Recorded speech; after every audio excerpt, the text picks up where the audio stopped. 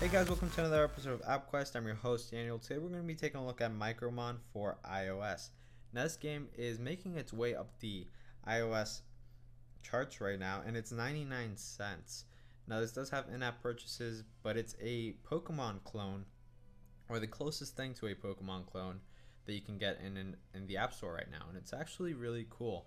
So first off, here we have story mode and online arena. Online arena is basically just battling against other players, and story mode is just as you'd expect. But here I'm just going to show you guys how it actually is to see if you guys like it and, you know, consider getting it or not, so that you don't waste your 99 cents, or you do waste your 99 cents, or use up your 99 cents. But yeah, so here is the second island actually, or the second town, which didn't take me too long to get to. We have our controls right here, which is basically dragging, and it's, you know, as you see, it's extremely simple to walk around, just like in Pokemon.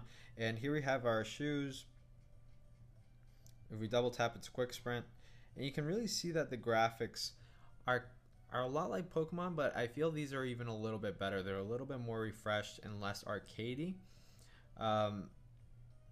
Although Pokemon X and Y and those new ones do look amazing, but this has some really cool graphics for being a Pokemon clone. Now we can walk around here and run. There's our stamina circle right there around our player that tells us how much more we can run. And there we go. We got a Groupon. No, thank you.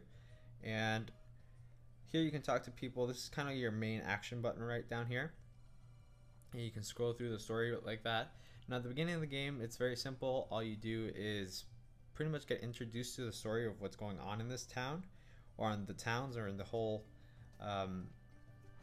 world, and then you basically choose a name for your character if you want it to be a boy or a girl, and then you get a character that you don't get to keep, which kind of sucks because I thought I was going to get to keep that character, but in the end I did not. And then they let you choose from about 5 characters to follow you on your journey.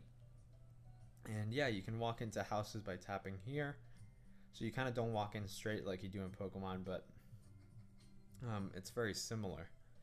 So let's go here and let's go up here this way. And let's go over here. And here I'm going to show you guys kind of like the Pokemon Center. This is where you do all your things. Here we have the kiosk where you can buy things. We have the health center right there, which I can just walk up to it and revive or heal my Micromons. Then on the right side we have the ability to basically store the Micromons so that you can capture other ones, and you know, you can switch them out just like your computer in Pokemon. So let's go back out here so I can show you something else.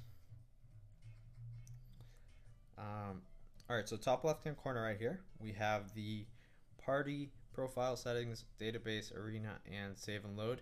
Now the thing about save and load, it's very important because if you die in a match, you're gonna restart from your last save point, as you would expect, but it's very difficult to forget to save because of where the button is.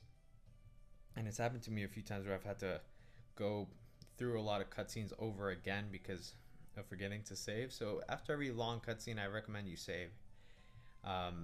We have the party right here, which is basically the Micromons that I currently have. You can see the name, the HP, the stamina, etc., and you can have up to 6 of them at once. If not, you go into the Pokemon Center and you switch them out, or not the Pokemon Center, whatever you want to call that, the shop. This robot right here is actually to let me teleport to a different place, but I need more coins, and that's something else I want to talk to you about. Now if you want more coins, or if you want more diamonds here, which are more important than coins in the game, now the diamonds are going to let you get more Micromons, or rare ones, and they're going to let you spin so that you can basically get a random rare Micromon, and those are actually cost money. So if I want to buy more diamonds, you can see there are in-app purchases. Now you can of course do without them and not waste any money other than the $1 that you already spent for the game, but it definitely is tempting to spend another buck or two, but I recommend you don't and just play the game how it is right now. So let me go ahead and show you real quick how the battles are here, which are pretty neat. As I said, the graphics look sweet and all that stuff, but let's go over here. Let's go. I can it's not like Pokemon where if I pass through it's going to stop me. This actually I have to walk up to the person and attack them. But I'm going to show you just here a wild Pokemon or a wild Micromon.